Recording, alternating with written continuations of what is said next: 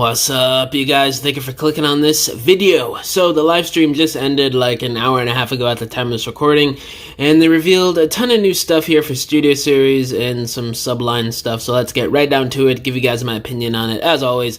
So first up here, Steeljaw. I already talked about him being leaked, but they did show off him interacting with the blaster figure, so that's pretty cool. You could plug the sound thingy on his arm, which is kind of cool.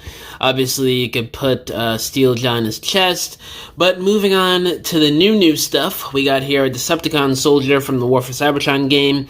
It's a slight retool from Barricade. There's some new parts, there's some reused parts from Barricade, so looks good. I know a lot of people were expecting the soldier to be purple, but in the game, I do remember them having some green on it, I think. So, yeah, I like the way this looks. I like the metallic sort of dark green against the gunmetal silver. I think it really complements the colors really well, along with the red colored visor eyes there. So I really do like this soldier a lot. I mean, I don't really like the mold it's based off of, because I have Barricade and I'm not the biggest fan of Barricade, but it seems like it's a slight improvement over the failures that happened with the Barricade mold, just slightly, you know. But I'll probably get like 2 of these, maybe, we'll see. And there's Bumblebee movie Skywarp, Voyager Class, basically just a repaint of the Starscream mold from a few years back, looking pretty good.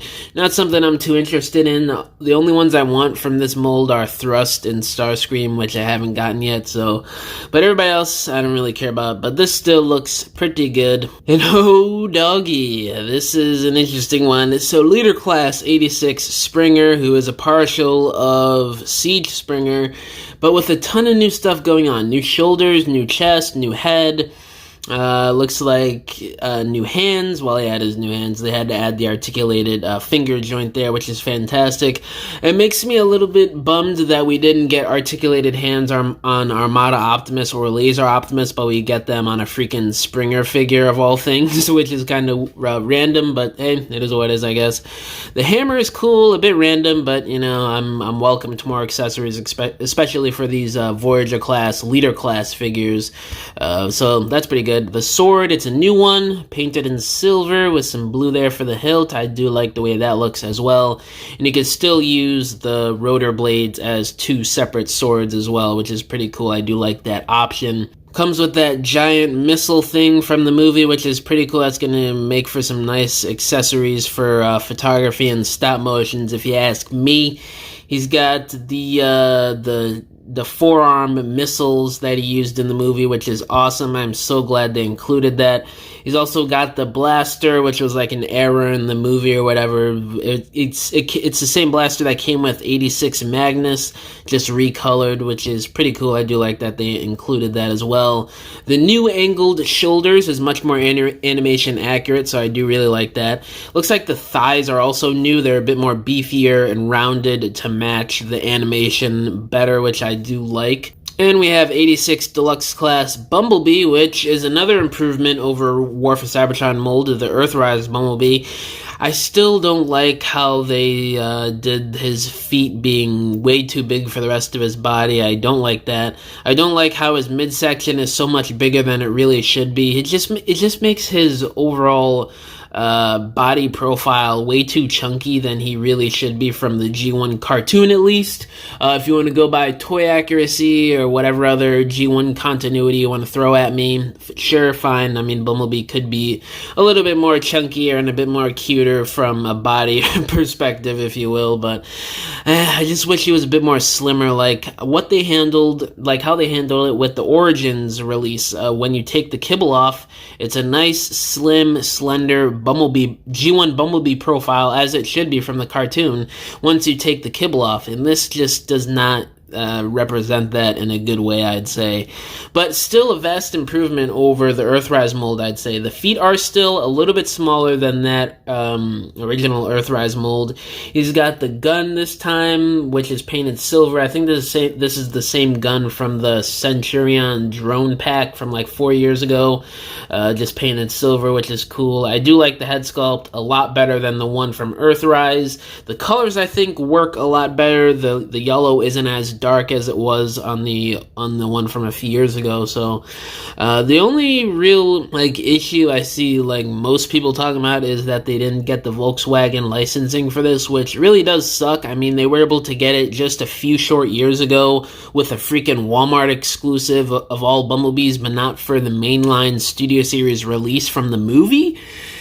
That is a bit odd. I don't really like that, to be honest with you. But the way they handled it, I do think it looks great. It reminds me a lot of the animated Bumblebee alternate mode. I do like how they sort of took cues from that, possibly, it looks like. So it still has the same sort of vibe from the G1 Volkswagen, but obviously it's just not the same. So it kind of sucks, but it is what it is. They did use, it looks like solid plastic, but they painted the windows, which I do like them doing that.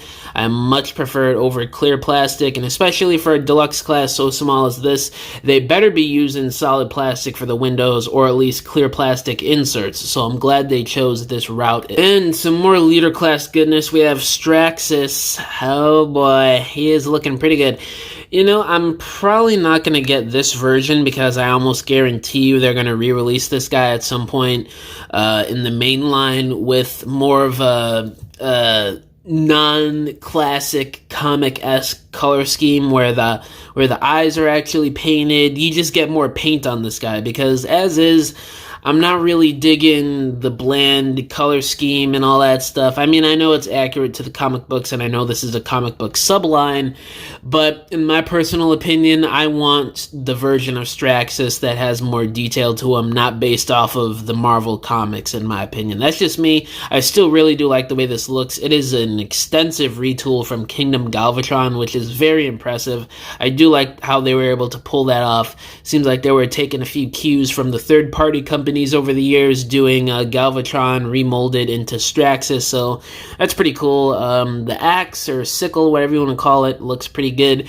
Maybe it could have been a little bit bigger, but maybe not. I don't know. It's still a good size. Maybe I'm just nitpicking, but yeah, the jet tank gun jet thing mode that they love to do back in G1, it looks pretty good. Again, they did extensively retool it looks like, from Galvatron, so I really do like how they're able to achieve what they were able to do into making this Galvatron into Straxus. So very impressive in my opinion. I do really like the way this looks. I'm just waiting for the version where there's more detail and more paint added to him, other than just being the regular comic book version. But yeah, other than that, he looks pretty great in my opinion. When they showed off the box art, there's an interesting little detail here. It seems like there's going to be another figure in this comic subline, because if you look here, I'm going to zoom in, you can see there's somebody's hand there to help complete the mural on the side of the boxes there. So I'm really curious to see what that character is going to be. I'm not sure who that is. I can't really tell by the hand and by the little shoulder guard thing there, but let me know in the comments who this could be. I'm sure somebody out there will figure it out at some point today or later this week or something. So interesting, another good little thing to speculate on here, who that other character is going to be. And then lastly, they gave a pipeline reveal for Legacy Wave. I think this is Wave 4. We have a core class Galvatron, and they did use the packaging art from the Legacy boxes for these figures. This time, instead of going online and grabbing images, which I think is way better, they get a little bit of ahead of the leakers doing it this way, where you don't see the images for the first time from leaked packaging art or whatever. So I do think this is a much better idea and strategy going forward, and I do really hope they stick with this going forward too. And then we have the little Rock Lord repaint from the motorcycle from Wave 1. I'm drawing a blank on his name, so that's pretty cool. And then we have Deluxe Class Quake. Looks like he's going to come with 2 Target Masters. Hopefully Quake isn't too compromised and hollowed out like what they've done with a couple of the other Target Masters in recent years.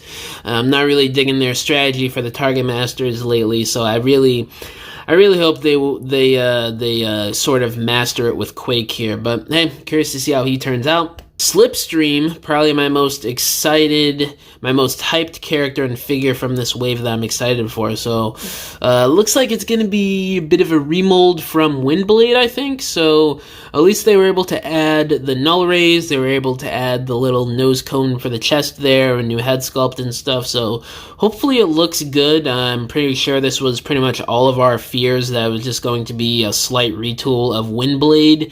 I really think Slipstream deserves her own mold of Voyager Class, so she's in scale with the rest of the Seekers. Me personally, I really wish they would have went with the Siege Seeker mold for Slipstream, or just make a new mold for her entirely or whatever.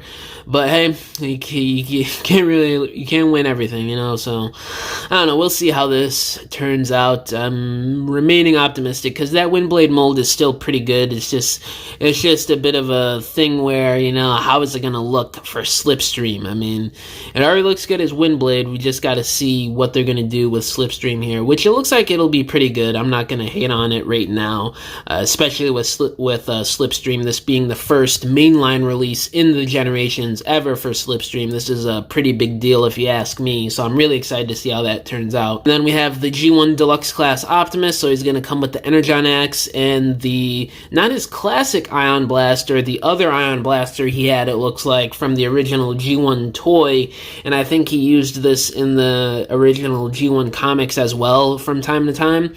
And he's got the yellow eyes, which is cool, so seems like they're going for a bit more of a toy accuracy for this, which I don't mind at all. It's something a bit different here for a G1 Optimus, so curious to see how that's going to turn out. We have a new Metal Hawk coming out, which is just going to be a slight repaint of the one from, what was that, last year or the year before.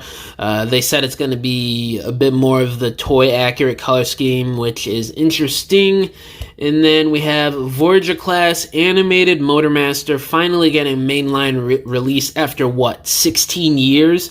We got one during BotCon 2011, I think it was, but that was obviously hard to find, so it's really cool to see finally a mainline release for animated MOTORMASTER here, so I'm really excited for that too. And then the leader class being Earthrise Soundwave repacked with, I think they said 3 cassettes, so that'll make up for him being a leader class.